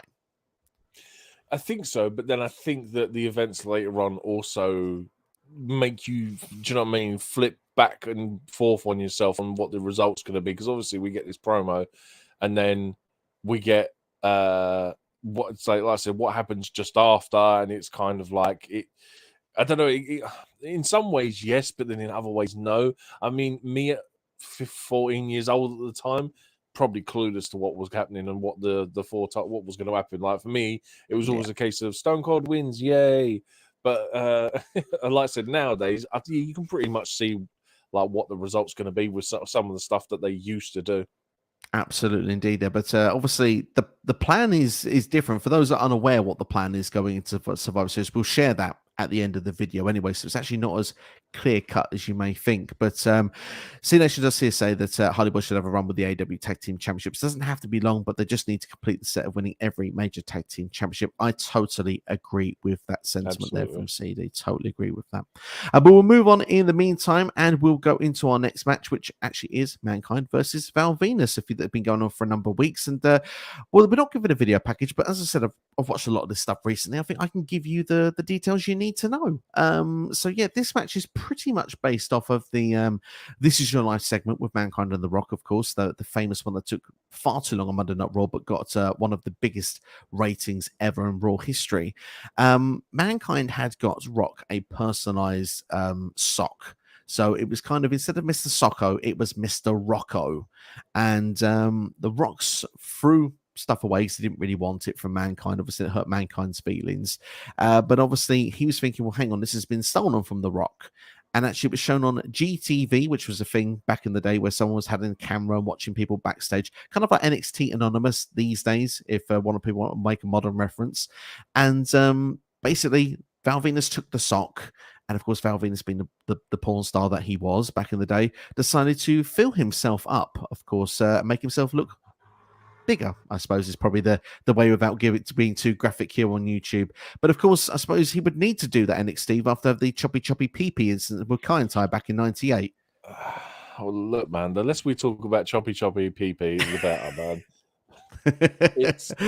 It's like I said to you, how did we turn out so okay, man? Like, we should all be complete train wrecks in society. We should all be like just not okay. We should all still be doing therapy 5 days a week. Do you know what I mean? It's like, I don't know, man. It's horrific. It's horrific storytelling. The fact that we're talking about a man having to stuff his trousers because a guy cut off his pee-pee with a samurai sword. The attitude era, ladies and gentlemen. That sums it up for you. Rose tinted glasses, the best era ever. I sometimes question it myself. Anyway, we'll move on. And so Val carries Mankind's autobiography to the ring. Mankind was checking on The Rock backstage, said that he would do this for The Rock. Obviously, they're tag team champions at this point. Obviously, Mick manages to get Rocco out of Val's trunks early in the match, which is a bit of a sight for sore eyes, really, if you're watching a wrestling match. And Val quickly gets it back, though, so he puts it back into his trunks once again. The brawl goes to the floor. Mankind throws Val face first into a steel chair, but Mick shortly afterwards is actually put head first. When Val lands a back suplex onto that steel chair, which actually got a brutal looking spot. Mankind attempts a mandible claw on the floor, but Val throws Mankind back and head first into the ring post on 2 separate occasions. Another chair comes into the ring, but the ref stops Val from using it. I believe Teddy Long is the referee in this match, which Jerry Lauder says is another questionable Teddy Long decision. Val eventually lands a Russian leg sweep, though, on that chair to Mankind. So again, the back and head once again being affected in this match. Val would continue to attack the back and head of Mankind, but then he would go for his money shot splash from the top rope, but would miss.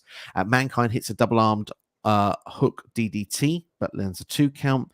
Both guys then pull out their socks at the same time, going for the finish. Of course, Mankind would miss the SOCKO, going for the mandible claw. Val, having missed the ROCKO, going for, you guessed it, the testicular claw. Mr. Coco.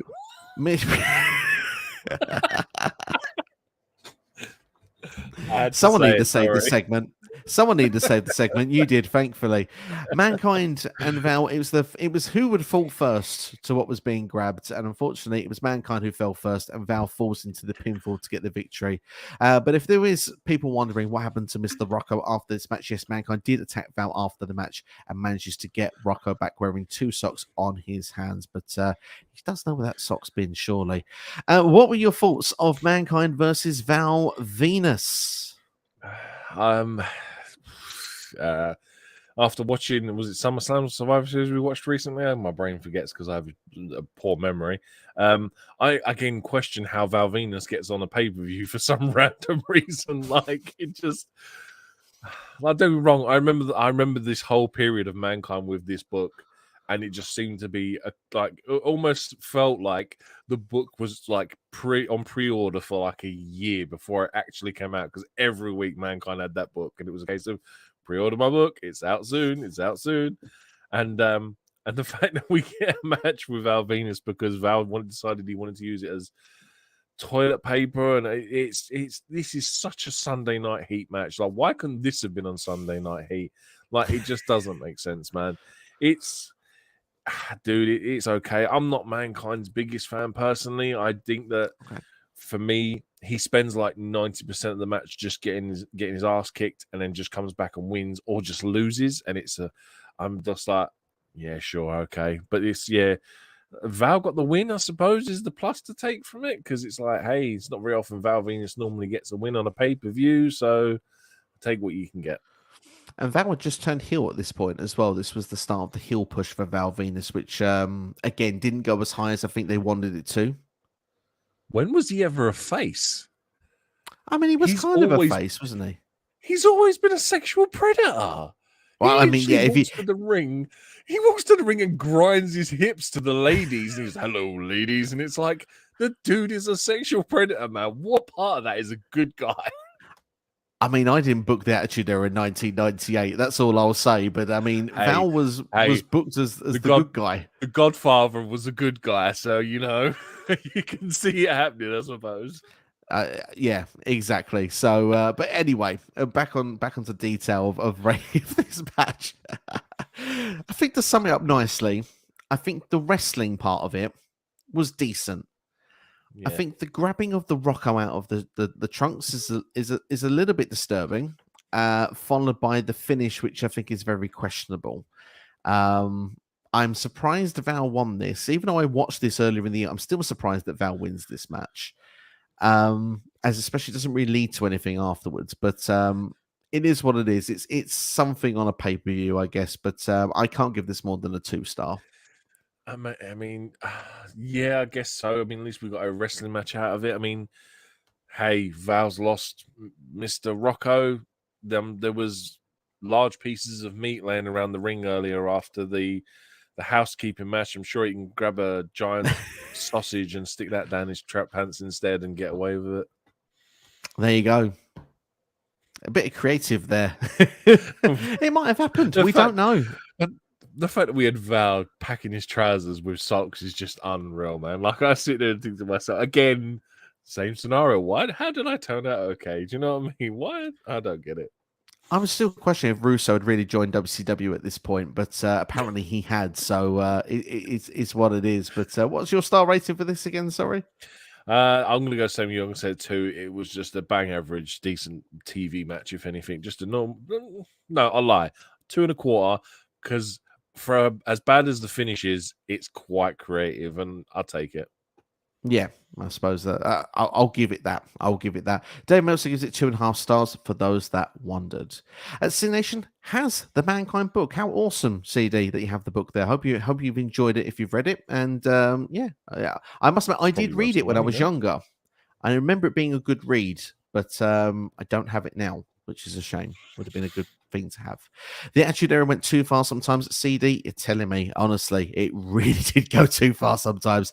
And there were some reasons I'm happy the Attitude Era end, but everything has its pros and cons. Absolutely, there was some fantastic stuff in the Attitude Era, some of the best creative wrestling you've ever seen in your life, but at the same time, there is the cons that come with it as well. And there are good and bad in every era of wrestling, I think people would agree. But I do think sometimes people have too many rose-tinted glasses when they talk about this era, because as we've gone through this pay-per-view so far, I think we've only spoke really highly about 2 matches, and we're about to go through to match 8 in a couple of seconds. But CD says he does read his book, the Mankind book, at school sometimes if he's bored. Fair play to you. Fair play to you. It's good to be reading. That's all I'll say with that. And it's a good book. I know it's a good book. 9 minutes and 26 seconds was the length of that match. And we'll be moving on, as I believe after this, we do see The Rock being given medical attention backstage. And we do learn shortly after this that Rock refused to go to a medical facility. Very common of that time period. But then we'll go into the following match after this, which, if I'm not mistaken, is match 8 of the show. It is a 4 corners elimination match with X-Pac, Kane, Bradshaw, and FAAROOQ. This match, basically, long and short of it, to sum up the story, X-Pac has had problems all year with the fact of his tag team with Kane. He's been seen as the weak link of the team. Obviously, this is the land of the giants, and he wants to prove that he can hang with the giants. That's pretty much the story of the match. Obviously, they showed the build up of the APA or Acolytes at this point, still beating down Kane 2-on-1 on SmackDown, and Kane had asked X-Pac not to get involved, and X-Pac did eventually come and make the save. So both make the saves for one another, both get upset by the idea of that. However, this leads to a match here, which is pretty much in place as a tag team match, if we're being honest, but with a 4 corners elimination match stipulation. Go figure, it might as well have been a tag team match, but there are moments of it which maybe make you feel it shouldn't be, because Kane and X-Pac were in the ring together very early on, and X-Pac wanted to fight and prove he wasn't that weak link. We did see tags being made, and we even saw FAAROOQ and Bradshaw just going head-to-head at one point, but only once each did we see that with those two, until towards the end with one of the eliminations. Match does turn into a tag match, like I mentioned there. NXT, would you like to add something to those early stages? No, sorry, I was just about to cough. Sorry. Oh, it's all right, no problem at all. But obviously, the Acolytes beat down X-Pac. X-Pac does survive this long beatdown that he gets, but Kane does pull X-Pac into the corner to make the tag. We see the first elimination where Bradshaw is chokeslammed by Kane for a pinfall. From that pinfall, Kane turns around and immediately X-Pac jumps off the top rope and hits with a spinning heel kick and eliminates Kane from the match. A shock victory. And of course, you could say X-Pac turning on Kane if you want in this match, but of course, he wants to prove he's the one that can outlast him in the land of the giants. FAAROOQ is the final one there, wants to put X-Pac for a table of a dominator. X-Pac counters and hits a DDT on the floor. FAAROOQ gets back, though, on the advantage, gets back in the ring, gets X-Pac onto the top rope, but he slides off. FAAROOQ decides to jump off the second rope, and it's countered into a slightly dodgy-looking X-Factor for the victory. X-Pac does prove he belongs in the land of the giants. What were your thoughts, then, Steve, of the 4 corners elimination match? I liked the idea of it. I just didn't understand why you had FAAROOQ and Bradshaw in there, and why at one point they decided to fight each other. Like, this is ministry time, so do you know what I mean? They're meant to be a solid faction. So why for what unnecessary reason these two just decided they want to fight each other, I don't know. It was okay, man. I actually really kind of appreciated it for the fact that it did what it needed to do, and it was there to raise X-Pac's level and make him a bigger deal. I mean, I think at some point, this might, I don't know, you'll have to remind me when this was, but when he did the whole X Factor faction with, was it Just Incredible and Albert? Do you know what I mean? I was a big fan of X-Pac round about that time, man, and it was like, this was, just like I said, I thought this was, it did what it needed to do, and it was a great show for X-Pac. That I remember this, the whole like story arc, and the fact that he would constantly get picked on because he's literally like 5 foot nothing, and he's in the world with 7 foot giants. So I thought this was a great way to build up a good baby face. It was a good way to build up a good baby face, and the story did what it needed to do out of this. I don't know if it was as excellent in execution, like you said, but DX reforms not long after this, so X-Pac turns on KANE again and becomes the heel, and KANE is the baby face. And obviously, the Acolytes become the APA. They start the next night on Raw with the card games backstage with a cigar, and not too long they become the protection agency. I think it's still a few weeks after that before they get into that. But yeah, all in all, I think this just does what it needs to do. Dave Meltzer gives this a 1.5 star rating for a 10-minute match that's with 10 minutes and 8 seconds. And what would you give the star rating for this match? I think that's a bit unfair, surprising. You've got 4 fairly decent wrestlers in there that, especially with like Bradshaw, who that clothesline from hell still gives me nightmares to this day. Like, if ever dreaming of receiving it, I feel like do you know what I mean? I wake up in cold sweats just going, Bradshaw. But I'm gonna say 2. I'm gonna say 2.5. I think it was better than that, and I think the narrative delivered more. Yeah, the narrative delivers quite well in this match, actually. I will say, I think it feels quite long until the first... It's when the eliminations start happening that I feel this match really takes it to another gear. So for that reason, I'm going to give it a 2 star, just for that reason. But all in all, I thought the match was okay. But again, like I said, the reason why this wasn't a tag match, where I felt like it could have been, and how it felt like it was for most of it, is KANE obviously gets pinned by X-Pac, and that's I think the gem they wanted in this match to stop it from being that. So for that reason, I totally get it. But yeah, for me, it's just all right. I think is where I'm going to go with this. So yeah, The Rock is still being checked on backstage for the 3rd time we checked on, but thankfully, and you'll be glad to know this, we don't need to go to Sunday Night Heat anymore unless it's in this video package, because we are on the main event, ladies and gentlemen. That's right. It is no holds barred for the WWF Championship, Triple H versus Stone Cold Steve Austin. Let's go for that video package and get your thoughts, NXT, because Triple H attacks Steve Austin at SummerSlam after failing to win the WWF Championship. Steve Austin was the champion, of course, at that time, but Mankind walked away with the gold. And of course, Triple H attacked Austin's knee with a steel chair, to the point that Austin will never be the same again and never return, according to Triple H. We do see Austin return during SmackDown, during the Buried Alive match, of course, that takes place at that time. Austin wants his title match, but is made as the special enforcer for Unforgiven to crown the uncrowned champion in the 6-pack challenge, where Austin is forced to do the pinfall as Triple H wins the gold.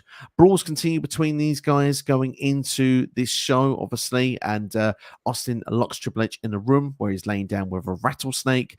Triple H, with his face ruined, it says he's going to quit wrestling, going to forfeit that title to Austin until he beats Austin down backstage, which is, of course, is a big attitude error swerve at that point. So that's pretty much the video package. And to be fair, there was a banging theme tune from WWE The Music Volume 4, which I did own, probably still own somewhere as well. Again, worth checking on Spotify. And I thought it was actually quite a good tune for that video package. What were your thoughts of the video package? This was the one I thought was very music video-esque, like, especially because I think it was a Stone Cold themed song as well. I thought it was like I said, it was the best package on the night. Again, the production value isn't there for me, but it did what it needed to do to tee up the main event. The fact that they went like completely left field with some of the creative for this, and like the idea of using a snake and that it bit Triple H's face, I thought was such a great and unique thing to do. Like you remember, obviously, that Jake the Snake used to do it every week, and then for him to disappear and not do it, and they bring it back for one of these one-off spots in the storyline, I thought was great. But yeah, like I said, it's the best package on the night, but it's still not amazing. It's very, like I said, a very music video-esque. Yeah, I can see your point of view when you say that, to be fair. And one thing they don't mention in this video package actually is Triple H actually attacks rattlesnakes on an episode of SmackDown as well, which I think leads to why he's actually locked in the room one on that Raw. They don't make reference of that there. So a bit of a weird that they don't make reference of it. Although, to be fair, the cruelty to animals part, I There was suppose see why someone probably rung up and said, no, we don't like that. Yeah, probably. And to be fair, I don't know what they did to begin with, but hey, we had that. We had dog poo, all the animal stuff going on at the time. We had the Kennel from Hell a month before, so WWE definitely was going through a bit of a weird animal phase. But was this strangely enough? Is this the time that they're in a legal dispute with WWF by any chance? Because that would kind of make sense. I don't think it's quite then. Obviously, the change of the names was in 2002, but it probably wouldn't surprise me if it started around then. I don't know. It's probably the answer to that. But Vince has gone through a phase of I hate animals. Every animal must get beaten by the looks of it. Could be the case. We'll never know at this point, unfortunately. But hey, look, Vince is the babyface here, which is a bit weird. Him doing Austin favors is a very weird time period. But he takes away the sledgehammer from Triple H on the way to the ring. The match starts in the aisle. The brawl goes into a technical area. JR mentions quite a number of times that the floor is hard wood. We see a clothesline from Austin to Triple H from the railing, jumping off the railing to land that clothesline. Austin runs steel railing into Triple H's face. They continue fighting through the crowd. Austin uses someone's crutch to beat down the game, which got a big pop from the crowd at that point as well. Triple H then is actually clotheslined by video camera equipment as well. Slingshotted over a barricade also into the ref, and the ref also goes into the barricade where Austin gets Triple H into the ring, hits a Stone Cold Stunner, but of course doesn't get that pinfall because the referee is out. For me, I'm going to come to you nice and early. I love the start of this match. It just felt chaotic. It really set the tone of no holds barred, and for me it just gave that feeling of anything can happen, which is truly, we mentioned pros and cons of the Attitude Era. This is truly one of those pros of Attitude Era. Yeah, the absolute back crazy kind of moments that this era was famous for, like the fact that they don't even start in the ring, they start halfway down the ramp. The use of the camera is such a great spot, and then they cut to the replay as well, where the camera is perfectly facing towards Austin as he's swinging it around as he takes out Triple H. Just some great like camera work to get that, pull that stunt off alone. Even the spot taking out the referee, like, don't get me wrong, nowadays we sit there and go, yep, ref's about to be taken out, ref's about to be taken out, and then boom, he goes. It's still a unique way to go. It's just absolute chaos, and to be fair, it's what this show needed, because I think everything up to this point, aside from like the China Jeff Hardy match, China Jeff Jarrett match, like, it was what the crowd were expected. They were expecting two guys just to absolutely go crazy, and like I said, spilling into the crowd at that point in 99 is always a good thing to get the crowd going as well.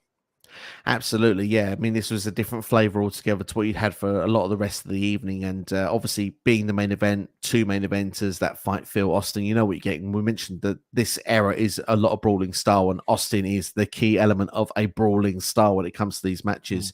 Obviously, the referee in question is Mike Chioda, and to be fair, he does take that bump like an absolute trooper, going over the railing and trusting a wrestler going over with him to land back first on the floor. I mean, that could go pretty nasty. So Chioda did a fantastic job in selling that. But of course, the fact that he wasn't there, Austin had to bring the referee back in. He went for the stunner, but of course then Triple H pushes Steve Austin into the ref, who had not got into the ring at that point and was actually then knocked off of the apron. Triple H actually lands a pedigree, and this is the point that Mike Chioda can't continue, so he's taken to the back. Earl Hebner comes in, does a 2 count. Triple H not happy with that 2 count, so he pushes Earl Hebner, who pushes him back. Are you a fan of the old referee spot when Hebner always does that? I do appreciate it. I think because he's the only referee that used to do it. So it was a case of, I'm head referee, I'm head honcho here. You don't touch me. I wear the black and white. You have to listen to what I say. And Triple H is always the best one to get the reaction from when the referee does it back, because he sells it like a complete champ. He really does. He sells it so well. And to be fair, it does play nicely to the story I mentioned earlier on from the Jeff Jarrett match. Obviously, we're talking about Tom Pritchard. At this point, the referees were on strike at Unforgiven. When the referees came back the night after Unforgiven, they were told to not take crap from the wrestlers. So Earl Hebner to be like that here and not taking crap actually fits into the storyline of the referees pretty nicely. So yeah, it's good continuity. So I actually quite like it as well. But obviously, Austin then hits his Lou Fresh press as well, gets a hot spot from the crowd once once again. On the outside, Austin makes the game bleed by hitting his head into the table repeatedly. Triple H is then thrown into steel steps, but then choked with cable as well. We have the cables on the floor, I guess, to the cameras and to all the ringside stuff as well. Headphones, yeah. Exactly, yeah. Triple H counters that, though, by using the ring bell on Austin. He uses the bell a second time on Austin afterwards before suplexing Austin on the Spanish announce table. Triple H turns his attention into Austin's knee, starts with a chop block, and then uses the ring post for offense. He actually uses his face buster as well. You know, when they sort of use the Austin's face goes into the knee of Triple H, I almost think it's a cool-looking move for a 2 count. Austin gets back on the offense with a suplex from the second rope. Austin lands a chair shot to Triple H to the head, and then we go full-on repeat of SummerSlam, but just the roles reversed. Austin landing repeated chair shots onto the back and the legs of Triple H. It's like, as JR would say, being hit like a government mule. It's a real a real bad time for Triple H, although he does manage to stop it by hitting a low blow. The Rock comes out, though, at this point with the sledgehammer. Of course, as we said here, looking for revenge on Triple H, who moves out of the way as Triple H like I say, moves out of the way. The Rock swings that sledgehammer, but instead it lands to hit Steve Austin in the guts. Triple H hits the pedigree on the Rock and then pins Austin to win. So Triple H here does retain the WWF Championship. Awesome match between these two. Thoroughly enjoyed it. Yeah, it's like from this, like because I've said many times when we do these reviews, it's not very often I get to go back and watch some of this stuff, but to go back and watch it, and like I said earlier, Austin isn't obviously the most technically gifted in-ring wrestler, but the fact that he still goes out there, smashes it out the park with the very limited wrestling moveset that he has, because I don't know if this is pre or post neck break, but the story he's able to tell through his actions is just phenomenal, man. And do you know what I mean? I think that's why people consider him as like possibly the GOAT. Like, he didn't have to be the greatest in ring. He was Stone Cold Steve Austin. He was the guy that stunned his boss. Do you know what I mean? And yeah, it was just an amazing match. And like, a 14-year-old me would have been absolutely furious with the result. Obviously, The Rock taking out Austin, because it's like, Austin wins, yay for me, but I guess not. But like I said, it was all about the story with this match. The fact that this was going to get dragged out and he's going to go further. It then plays into obviously the Austin versus Rock, and then Triple H versus Rock, and do you know what I mean? There's so many dynamics that lead off from this one point. It's so good, man. Absolutely. And the fact is, well, it's supposed to lead to the Survivor Series. Triple H versus Stone Cold versus The Rock, what I considered the dream triple threat, a match that, of course, ultimately we never got, because Steve Austin, of course, was done the hit and run in the car park during the evening, was replaced by The Big Show, and of course that we never had that triple. I did it for The Rock. Exactly. It's meant to be Rikishi that's done the hit and run attack. Of course, Triple H was the one behind it. And obviously, they revisit the rivalry of Triple H and Austin, I think, for Survivor Series 2000. But yeah, it's a shame that I always say it's one of the biggest missed opportunities. We never got Triple H, Austin, The Rock, and the triple threat match, the 3 biggest stars of that era. Do you agree with me for saying that? You're right. I think you're right, because I mean, what was the McMahon in every corner? That was Mankind, Big Show, Triple H, and Rock, wasn't it? Yes. Yeah, Austin was out at this point. Yeah, so it's like, it's not even like, how could you have not done it? Like, you sit there and like, you look nowadays at places like New Japan, where a lot of their times it's very one-on-one, very like 2-on-2 for tag team matches. But that one occasion when they bang out a triple threat and it absolutely smashes it out of the park, and it's like, it's again one of them just what if moments. Like, why couldn't we have ever got that? Do you know what I mean? Absolutely. The closest we ever got it, 3 of them were in a match together as opponents, but it was involved in a 6-man Hell in a Cell match, the Armageddon Hell in a Cell, which of course featured The Undertaker, Kurt Angle, and Rikishi, of course, back in December 2000. So it's the closest we ever got to it, which of course was the famous one where Rikishi's pushed off the top of the cell onto the truck. But yeah, what are you talking about? time. That was a choke slam. What are you saying? Rikishi didn't fall; he took a choke slam. He took it's a choke so slam. Bad that no, but he falls. He gets pushed off. But I just remember JR and the King banging on about he's taken a choke slam off the top. He's like, he did not take a choke slam off the top. That's one of the worst parts about that show, is that moment there. Yes. The rest of the match, though, is awesome, to be fair, of that Yeah. match. It is awesome. It's a great story going into it. But going back onto this match there, before we go into the comments, obviously, this one, very story driven, like we said. Awesome. The fact it's gone around the crowd. The in ring work was good. The drama with the referees and everything with it and leading into that finish. What was it make for your star rating of this match then that went for 21 minutes and 53 seconds, the longest of the show? I'm going to give it 4 3/4. Nice. There's just one tiny spot in it that really nagged me, and it was just as I think it was just as the ref's about to take his second bump.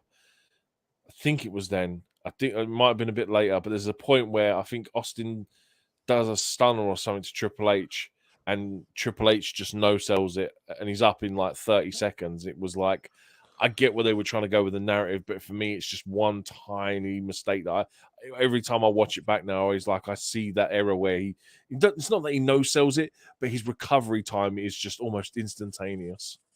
Yeah, I see your point of view with that, and I can agree with that nitpick as well there. For me, I'm not going to go as high as you, purely because I don't think it's the best Triple H Austin match ever. I think there is one that exceeds it, which is at No Way Out 2001. But I do think that this match is a solid 4.25. I think it's a great match, this one. I think people should definitely go out of their way to watch this match if they're going to watch a couple of matches on this show. Obviously, the ladder match, I would say good housekeeping as well to round off to have a hat trick to go and watch at the end of this. If you want the good stuff, of course, if you want the bad stuff, Ivory and Moolah, definitely do it. But you know, all in all, Meltzer's rated this 4 stars, and I think this was a very strong finish to what was otherwise probably a very average show. Yeah, absolutely. Like this is not going to be the highest scoring mark for me if you want my overall opinion, but like I said, it had 2, maybe 3. No, it has 3 memorable moments. It has obviously the ladder match. It has CHYNA winning the IC title, which is a pretty big moment. And like I said, the main event, it escapes with 3 really important moments. Absolutely. And obviously, just to close off the show as well, Austin does brawl with Triple H to the back, obviously, after the match has happened. Triple H does escape in a limo via CHYNA, makes the save. Do you find it's a bit weird that CHYNA is a babyface when it comes to her solo work, but yet then is a heel helping Triple H, although it doesn't go on for much longer? She does break away after this show. Yeah, it is a very strange. Now that I look back at it, it is very strange. But I think for 99 at the time, I don't think I'd have really been too fussed about it. If I'm honest, I'd have been like, hey, China's still the IC champion, and I'm going to take that for the win that it is. Absolutely, indeed. So what's your final rating on the score? We'll do a score out of 10 for No Mercy 1999. I honestly can't give it that high of a rating because although the 3 moments are really good, I think a 6 is generous. I think that there's a lot of bad in the show, and the fact that it's 3 hours long, there's 9 matches, if I'm correct. Yes, 9 matches in total. It's a lot. It's a lot of matches, and maybe 3 or 4 of them really didn't need to be on this show. So yeah, for me, I'm going to go 6. I'm going to agree with you. I think I'm going to be slightly more generous. I'll go with a 6.5 because I had a fun time watching this show, despite the fact that not everything is good in the show. But what I would say is that I think that this is, if you have a show where you turn around and say, I've got, like, say, 2 or 3 hours to kick by, and I want to be guaranteed that I'm going to get 2 or 3 really good matches in the show and I'm willing to sit through the rest of the filler, then this is a show that can work for you. If you've got, say, an hour of time where you want to say, I need to go and watch something from this show, what should I go and do? You've got 3 serviceable matches that can fill your needs. So I think I'm going to give it a 6.5. Again, maybe some would say it's generous maybe for it, but overall, I would say that this is it's a fun time. And with you know, the stuff that's good is brilliant. The stuff that's not, unfortunately, it's quite bad, but it's let's what be it honest. is. You're giving it half star more because you loved Fabulous Moolah versus Ivory. That's the reason why you're giving it half star more. It's so bad, it's great. That's pretty much what it is. It's so bad, it's genius. Whoever did it, honestly, Slammy Award needs to come their direction for sure on this one. So, but that's pretty much all from us anyway on this video. If you've enjoyed it, make sure to hit the like button, share, and subscribe. But before we do go, we need to say hello to Tino's time in the house. What's up, Tino? Hope you are doing well, my friend. He said he had to start watching some football, some NFL to come and hang out with you guys. How we're doing? We are doing well. Yes, we've been reviewing No Mercy 1999, and hopefully your team is winning the football this weekend and you enjoyed the games that you are watching on your channel. Tino's time all the time is on YouTube, ladies and gentlemen. Make sure to go and support him. And he said he's got to come on the next retro show. So perhaps maybe it could be time for the return of Tino the next time we do a retro on this channel. Perhaps it could be a triple threat with myself, NX Steve, and Tino as we talk about one of your favorite pay-per-views. And for the month of October, we're going to leave it up to you. Oh, hold on. We've got the scoring for Tino. Losing 34-0. I'm very sorry, Tino. Oh. I hope it turns around, my friend. At least it's not 1 point per time. That I know enough with NFL, so fingers crossed we can sort it out. But he says he's down for that next retro. So Tino will be in touch with you, my friend. And what we're going to do is for the next month, we're going to leave it up to our subscribers once again. It's going to be up to them, but they're also going to decide the category. We're going to let them decide the category. We're going to have 3 or 4 different topics in mind, one of them being Halloween Havoc. I'll give that away now as a potential option. And then once you've decided the topic, you can then decide which show it will be. So that's what we're going to do. We're going to first off need to decide what match we're going to do for the match watch along next. That's what we need to see first. Once we've got that sorted out for me and NX Steve, it's then down to the pay-per-view, which will be for me, NX Steve, and for Tino. As you can see on the bottom of the ticker right now, coming up this week, we've got the Ultimate No Mercy quiz. NX Steve has graciously offered himself once again to take the quiz. Thank you, NX Steve, for doing so in advance. I'll try to be kind. We've got No Mercy predictions for NXT on Wednesday and AEW Wrestle Dream predictions coming on Thursday. So that's all you have coming up this week on SCW. NX Steve, is there any final thoughts you'd like to give before we close off today? Could be anything. You can talk about anything you want. All right, you guys, you owe me because you forced me to watch 2 hours and 45 minutes of No Mercy 1999. So I don't care if you voted or not. You go on to the SCW YouTube channel, you go onto that community poll, you go to the NXT match, and you vote for DIY versus Mustache Mountain from Worlds Collide. I don't care if you voted for Sasha versus Bailey. Go and change your answer. You owe me this, okay? I need to watch that match again, and I need it to be reviewed. Everyone's reviewed Sasha versus Bailey. Go and pick DIY versus Mustache Mountain at Worlds Collide. You owe me. Thank you very much. On that note, I had a fun time. And to tell you what, not only did you spend nearly 3 hours watching it, you discussed it for 1 hour and 50 minutes as well. So thank you for taking your time out as always, NX Steve. It is a lot of effort that goes into these retros. So for those people that do support these on the channel, whether you're a subscriber, not, whether you're watching live, whether you're watching on delay, we really do appreciate you all for giving that support to this channel.